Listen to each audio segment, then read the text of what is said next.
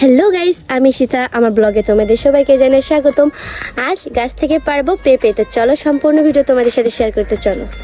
Guys, আমার পিছনে যে পেঁপে গাছগুলো দেখতে পাচ্ছেন সেটা কিন্তু এক জাতের নয়, ভিন্ন ভিন্ন জাতের। তো চলো আমি এক জাত থেকে পেয়ে তোমাদের দেখাবো। তোমরা কমেন্ট করে জানাবে সেটা কোন জাতের পেঁপে। তো চলো পারা যাক। এই দুইটা কিন্তু আলাদা জাতের পেঁপে। তো চলো আমি একটা পেঁপে পেয়ে তোমাদের দেখাচ্ছি। এই পেঁপেটা কিন্তু আলাদা জাতের। এটাতে শুধু ফুল হয়েছে, এখনো ফল হয়নি। এটাও কিন্তু আলাদা জাতের, কিন্তু এই পেঁপেটা কিন্তু ঝুলন্ত পেঁপে। দেখো বন্ধুরা কেমন ঝুলে ঝুলে রয়েছে।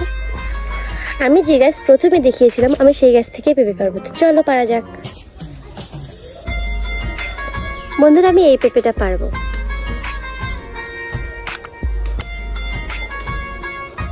তো চলো এটা দিয়ে একটা রেসিপি বানানো যাক।